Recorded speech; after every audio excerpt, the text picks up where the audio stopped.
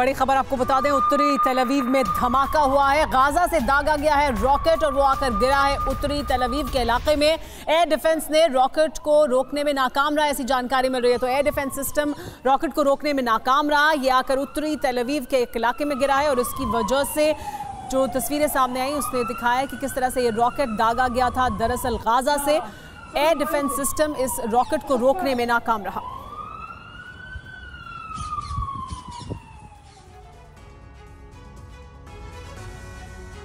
Hamas और Israel युद्ध का विस्तार होने जा रहा है। यह दावा खुद अमेरिका के रक्षा मंत्री लॉयड ऑस्टिन ने किया है। इस युद्ध विस्तार का पहला शिकार अमेरिका बनेगा, इसके संकेत मिलने भी लगे हैं। अरब में सक्रिय मिलिटेंट ग्रुप्स ने अमेरिका की घेरेबंदी शुरू कर दी है। ईरान, रूस इनका समर्थन कर रहे हैं। अलग अलग देशों में अमेरिकी बेस पर हमले तेज हो गए हैं। डर है कि अमेरिकी बेस पर गुरिल्ला हमले हो सकते हैं, यानी अरब में महाशक्तियों की जंग कभी भी शुरू हो सकती है।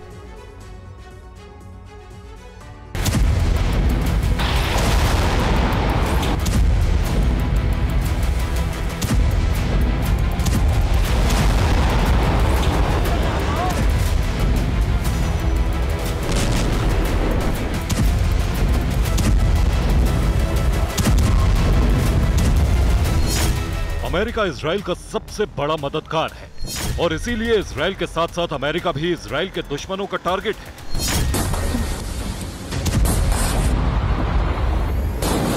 ये इजराइल के कम्युनिकेशन टावर पर हिजबुल्लाह के हमलों की सबसे नई तस्वीरें हैं। हिजबुल्लाह के लड़ाके इजरायली बॉर्डर सिक्योरिटी सिस्टम को तबाह कर रहे हैं। जिस तरह इजराइल की सुरक्षा दीवार ध्वस्त की जा रही है, उसी तरह हिजबुल्लाह के दूसरे साथी संगठन अमेरिका पर हमला कर रहे हैं। अरब में अमेरिका के सैन्य ठिकानों पर रोज हमले हो रहे हैं और रोजाना इनकी तीव्रता पहले से ज्यादा है।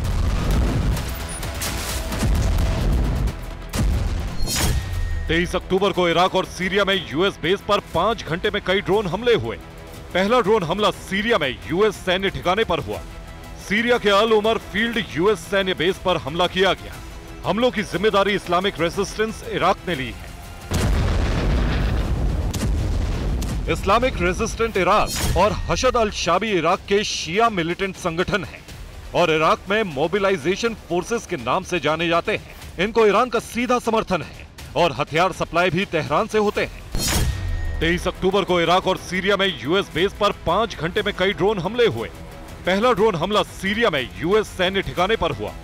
सीरिया के अल उमर फील्ड यूएस सैन्य बेस पर हमला किया गया। हमलों की जिम्मेदारी इस्लामिक रेजिस्टेंस इराक ने ली है।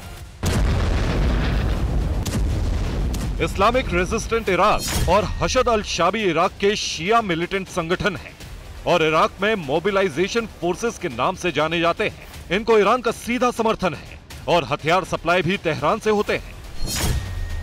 व्हाइट हाउस ने कहा है कि अरब में यूएस बेस पर हमलों में ईरान की भागीदारी है। इंटेलिजेंस रिपोर्ट है कि ईरान और रूस मिलकर अरब में यूएस बेस पर हमलों की प्लानिंग कर रहे हैं।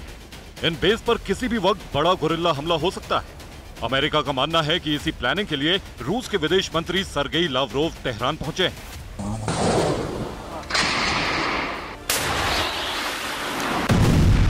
यानी अरब में इजराइल की मदद रोकने के लिए अमेरिकी सैन्य ठिकानों को निशाना बनाया जा रहा है ताकि अमेरिका पर दबाव बढ़े।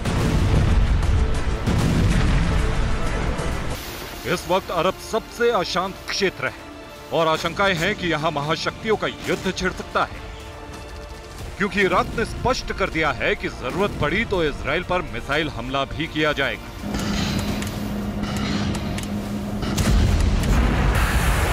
अरब में बढ़ते खतरे को देखते हुए अमेरिका चौकन्ना हो गया है और अब अपने सैन्य ठिकानों की सुरक्षा बढ़ाने में जुट गया है। अमेरिका के सामने दोहरी चुनौती है, उसे अपने ठिकाने भी बचाने हैं और इजराइल को भी बचाना है। इसीलिए अमेरिका ने अरब में सेना बढ़ाने का फैसला लिया है।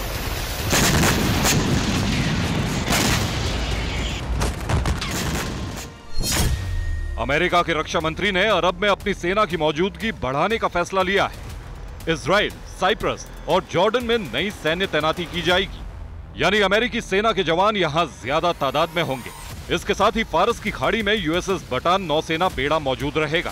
पहले खबर थी कि इसको भूमध्य सागर भेजा जाएगा, लेकिन फारस की खाड़ी से जरूरत पड़ने पर ईरान इसका सीधा टारगेट होगा।